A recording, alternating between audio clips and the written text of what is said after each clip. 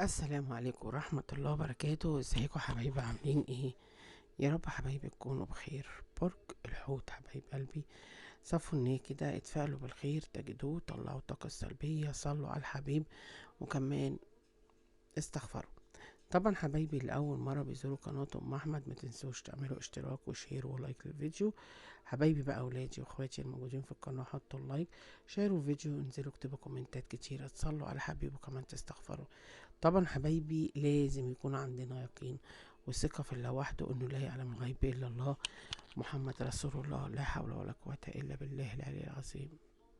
مالكوا عندكوا في طاقة تفكير رهيبة، عندك بعض الامور اللي مضايقاك في حياتك ومخلياك مخنوق ومش طايق نفسك. دايما بتحاول تدي اكتر ما بتاخد، بس حاول ان انت تهدى شوية وتأدي اللعب عشان ما تخسرش الحاجات اكتر من انت خسرتها. عندك فيه شخص عامل زي التعبان، حد كبير في السن ومش كويس ومنافق، دايما بيتكلم عليك ودايما انسان مش كويس. انت دايما نيتك صافية وبتتعامل مع الناس من حسن النية، بتدي الناس يعني اكتر ما بتاخد. وكمان عندك ان انت في شخص انتوا كبرته واديته وفي الاخر خانك وما بقاش قد الثقة ولا الامانة. انت اتظلمت واتغدرت من اقرب الناس ليك، اقرب الناس ليك اللي كانوا بياكلوا معاك العيش والملح، اللي كانوا مقربين في حياتك، هم الناس اللي عملوا اللي وقع منهم الغدر والخيانة. اذيت اذوك وتعبت. انت دايما بتشتغل على نفسك وبتعمل اكتر مجهود عشان تعمل احسن الاوقات. دايما بتحاول تشتغل، دايما بتحاول تبحث، بتبقى عايز تعرف ايه وتمشي عليه. الحقيقة عندك ان انت عندك عراقيل وتوتر ومشاكل. كمان انت عندك في انطلاقة جديدة، عندك حياة حلوة، انت بتحب كل الناس من جوه قلبك، ودي اكبر مشكلة في حياتك. انت كمان عندك في تغيير بإذن الله، وهيكون عندك في امور هتتغير. في ايام كانتش حلوة وانت عشتها من زمان، من صغر سنك، دايما دمعتك قريبة على خدك، دايما دموعك نازلة. لو دموعك ما نزلش على وشك كده بتلاقي قلبك من جواك بيعيط، وقلبك مكسور من أقرب الناس ليك. في حصل عندك إهانة، حد كسر بخاطرك أذاك. كمان انت عندك في رجوع حق، عندك رجوع حبيب، انطلاقة جديدة، والله أعلى وأعلم. ربنا هيبعد عنك كل الحاقدين وكل المنافقين اللي جوه حياتك، اللي هم على شكل بشر. ربنا يبعد عنك الشر، اللهم امين. الناس اللي انت حبيتهم وكبرتهم وعليتهم، عندك الميزان ظلمك، عندك برج السرطان وقع عليك ظلم، عندك برج الحمل، الابراج دي ظلمتك، واللي خد حقك، اللي طعنك، اللي غدر بيك. لا اله الا الله ده رسول الله. عندك في عين شريرة، عين شريرة مش كويسة ومش حبالك الخير، دايما بتعمل لك أسحار بطريقة كبيرة جدا، لازم تخلي بالك. عندك في فرحة جديدة، بس حاول ان انت تعمل حدود بينك وبين الناس دي. اللي حصل في حياتك ما كانش قليل. اه، انت في الوقت الحالي بتحاول تطلع الناس من حياتك لان هم ظلموك.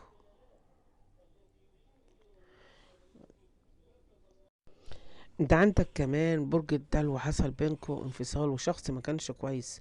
برج الثور هيجيلك وهيعتذر لك الفترة الجاية. عندك كمان برج العقرب، ده جه وعليك وأذاك ووقع عليك ظلم، فخلي بالك لأن الفترة الجاية ممكن يرجع لك. انت الأبراج النارية مأذي منها، يعني انت جاي الظلم منها. حد عندك حرف حرف الحاء ظلمك، عندك حرف الألف والعين دول من اهل اللي وقعوا عليك الظلم. انت عايش كده بأدق التفاصيل في حياتك، في عندك لخبطة كتيرة، وكمان الست وبنتها اللي مش عايزة تسيبك في حالك، ومش كويسة ومش حبالك الخير. انت دايما اللي في ايديك مش ليك، لغيرك. انت انت كده هيكون عندك في حاجة انت تكتشفها الاسبوع كمان كام يوم، سر. هتحس ان انت هيكون عندك اخبار حلوة، هيكون عندك في تغيير. انت حصل عندك خصام، زعل، غدر من الناس القريبة منك، بس معلش، كمان عندك برج العذراء، ده وقع عليك ظلم وكان شخص مش كويس. انت في حياتك شخص نرجسي متعدد العلاقات ومش حابب لك الخير. بالنسبة لحياتك وبينك وبين عيلتك، بينك وبين عيلتك في مشاكل، في توتر، حاسس ان العيلة آه، في العيلة سايباك لوحدك، حاسس ان انت حياتك متوترة وفيها حبة توتر. في كمان السحر هو اللي دمر حياتك، معمول لك سحر، والسحر كمان مش كويس جدا، معمول لك من زمان جدا. كان في عندك علاقة مع برج الحوت، انت عايش ومستحمل وساكت، عارف مستحمل وساكت وعايش على امل ان ربنا يصلح لك الحال، ان ربنا هيغير حياتك. خلي بالك ان انت رجوع مع بعض الابراج اللي في حياتك، واحذر، لان انت اللي هتقرر انت اللي هتعمل ايه. عندك مرات اخ، عندك مرات عم، عندك حما، الناس دي بتأذي فيك. عندك في واحدة منقبة، المنقبة دي خلي بالك منها، اخت الشريك حقودة ومش بتحب لك الخير، دايما حاسة ان انت احسن منها، ان حياتك فيها احسن، فلازم تخلي بالك واهدى. اهل الشريك هم بتوع الاسحار، هم اللي بيأذوك بكل الطرق. عندك فيه طاقة تفكير، دايما بتدور على راحة البال. كمان عندك حرف الحاء، انت بتدعي عليه وبتقول حسبنا الله ونعم الوكيل، اذاني وعمل لي اذى وربنا يأذيه. عندك كمان في عندك قضية انت هتكسبها، في ارباح هتجيلك، في مكسب جايلك، انت هتسد ديون عليك. انت اللي تعبك آه مش ان انت معمول لك سحر وان انت حياتك متلخبطة، انت اللي تعبك. وعندك في زوج حد توفى، الشخص اللي كنت بتقول عليه سند، اللي كنت بتقول له كل حياتي. عندك ناس في شغلك مش حبالك الخير، خلي بالك لان انت محطوط في خانة المراقبة. خانة المراقبة عندك في عملك، دايما بيراقبوك. انت هتكتشف حاجات كتيرة جدا وهتسد الدين اللي عليك. عندك فيه انتصار على حد، وهتشوف جزء من ظلمك، انت هتاخد حقك وهتنتصر على كل الاعداء اللي في حياتك. انت تعبان جسمانيا، تعبان، صعبان عليك نفسك قوي، ان انت وقع عليك ظلم من الناس القريبة منك، ان هم جم عليك والناس اللي حواليك. تعبان جسمانيا بتحس ان جسمك كله وجعك. انت ما تقلقش لان انت عندك فيه اخبار حلوة باذن ربنا. لا اله الا الله محمد رسول الله.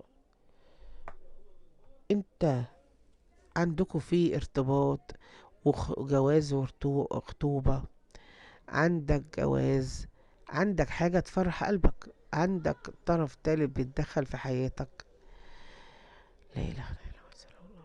احذر وخلي بالك وبلاش تحكي عن اي حاجة تخص حياتك، عشان خاطر انت عندك حسد، عشان انت مش ناقص الحسد ده، انت مش ناقص، انت محسود خلقة. فلما بتحكي عن اي حاجة تخص حياتك الحسد عندك بيزيد.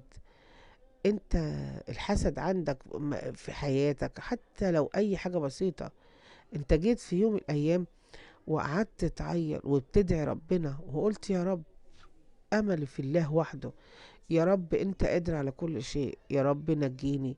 وفعلا ربنا هينجيك، بس في عندك حاجة جواك مزعلاك، حاجة مخلياك مش ملكش نفس لأي حاجة، في حاجة مخلياك ما بقتش تهتم بنفسك زي الأول. انت كنت دايما بتحب نفسك، بتحب الشياكة، بتحب اللبس، بتحب الخروج، بتحب الناس، بس ابتسامتك اتطفت، حاسس ان انت عايش لوحدك، ان انت مفيش حد معاك، في عندك كمية حزن كبيرة. الحزن ده مخليك تعبان، مش قادر تعمل اي حاجة، ومهما يحصل مش هتقدر تعوض اللي انت كنت فيه، مش هتعرف تعوض اللي انت كنت فيه. انت بس شايل هم كبير، شايل حمل كبير، شايل حاجات كتيرة جدا فوق كتفك. كمان انت خلي بالك الفترة الجاية هيكون عندك في مناسبة حلوة بإذن الله. دايما بتح... بتحب تساعد الناس وتقف جنب الناس، بتحب الناس، بتحب مصلحة الناس على مصلحتك. عايزاك تخلي بالك كويس جدا ان انت عندك واحدة ست معاها بنت بتحسدك وبتتكلم عليك، دي مش عبالك الخير. لا اله الا الله، دي عايزة تخرب بيتك، هي بتاعت مشاكل. فانت لازم تخلي بالك عشان ما تخسرش حاجات كتيرة. انت مش عارف تعمل ايه، انت من كتر الحسد بتشوف حاجات كتيرة في بيتك. الحسد خلي اليوم كده بتصحى من النوم بتلاقي نفسك متكتف وشايل حمل كبير، مخليك كمان حاسس بالنكد بالمشاكل. مش كده وبس، انت ممكن كتر الحسد عندك مشاكل جوه بيتك، عندك فيه نمل، مش عارف ده من جاي منين ده، ومشاكل بسبب الحسد. حاول ان انت تكتم الداري عشان حياتك تبقى احسن، والخير اللي يخش في حياتك ويكون ان شاء الله خير ليك. انت فلوسك كمان متبخرة بسبب الحسد وبسبب المشاكل. بس عايزة اقولك على حاجة، اللي انت ناوي تشتريه هتشتريه. شوف انت ناوي تغير المكان اللي انت فيه هتغيره.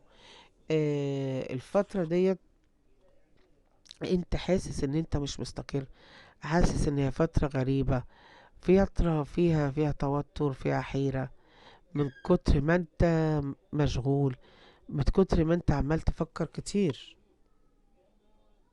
خلي بالك ان في ناس كتير بتستغلك لمصلحتها مش اكتر، عشان ياخدوا منك حاجات كتيرة. انت مشكلتك ان انت قلبك طيب وما بتعرفش تميز، ما بتعرفش ما بتعرفش تميز الحلو من الوحش. انت روحك حلوة، وروحك حلوة جدا. الوضع اللي هيتحسن معاك الفترة الجاية، الوضع هيكون احسن معاك الفترة الجاية. ما تخليش اي حد يخش حياتك عشان المصلحة، ما تخليش حد يعرفك عشان مصلحته بس، رغم ان انت بتدعم كل الناس وما بتخليش حد. بس اعمل استوب، اعمل حدود بينك وبين الناس. خلي بالك انت الفترة الجاية هيكون في حاجات حلوة كتير جدا، وخلي بالك دايما العين عليك ومش سايبينك في حالك. انت روحانيتك عالية جدا، انت من الناس اللي بيستحملوا جدا، من الناس اللي ممكن يستحملوا الأذى، يستحملوا الظلم، يستحملوا حاجات كتيرة جدا.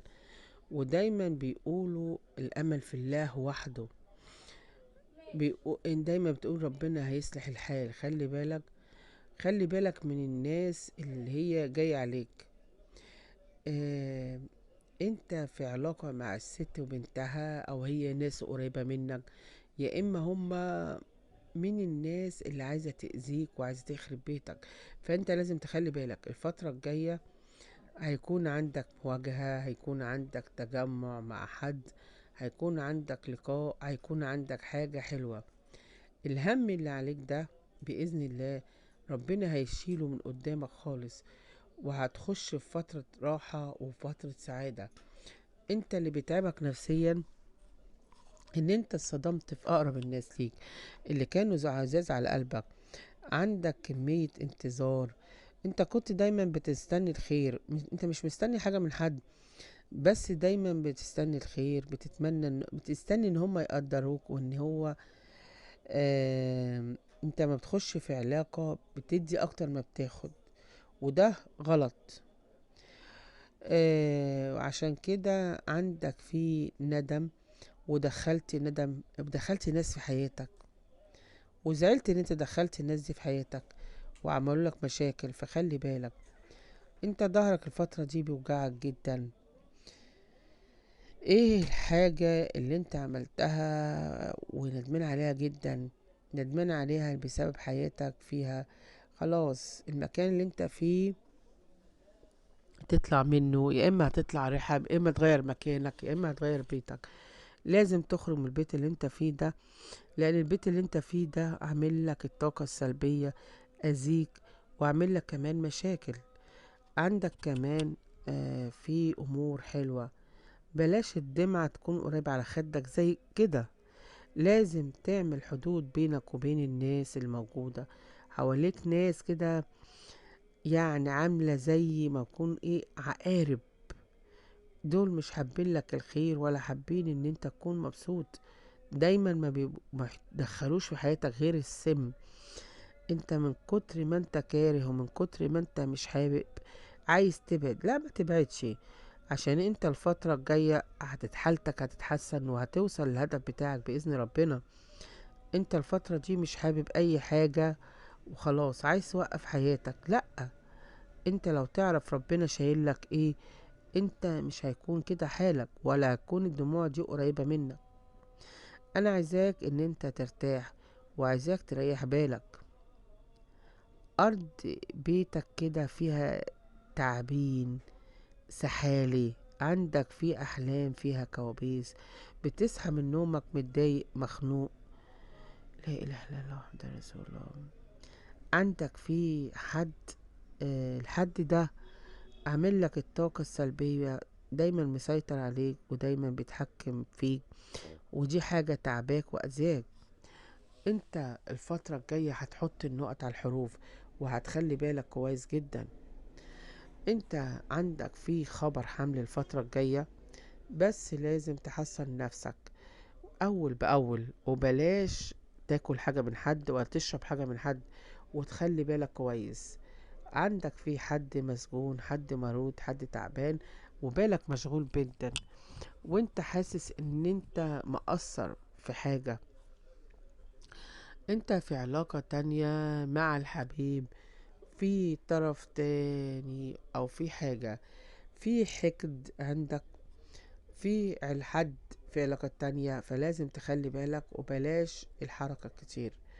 انت مش مرتاح، وكمان يعني مهموم وحزين، بس عايزاك تهدي وتهدي أعصابك، لأن انت هتحقق التقاط كتيرة، وهيكون عندك فيه ضحكة حلوة مع بعض الناس اللي موجودة في حياتك، وهتسمع أخبار حلوة انت قاعد مستنيها. في عندكم كمان سفر، عندكم كمان في انت في حياتك العاطفية انت بتعاني من بعض التوتر، من بعض النفور اللي بينك وبين شريكك، حاسس ان الشريك بيهمل فيك، حاسس ان الشريك عايز يعيش لوحده، بدأت تحس بالملل، بدأت تحس بالنفور، ان انت مش عايز تكمل في العلاقة دي بسبب ان الشريك مش مديك حقك وجاي عليك. حاسس ان صحتك بتتدهور، حاسس ان الفترة دي داخل في اكتئاب، داخل في حزن بسبب بعض اللخبطة، بسبب ان انت عندك توتر وفي حيرة. بس ما تقلقش، لان امورك الفترة الجاية هتتحسن، وهتخش في انطلاقة جديدة، وهتخش في فرحة بإذن الله. يعني انت ربنا هيديك الخير كله.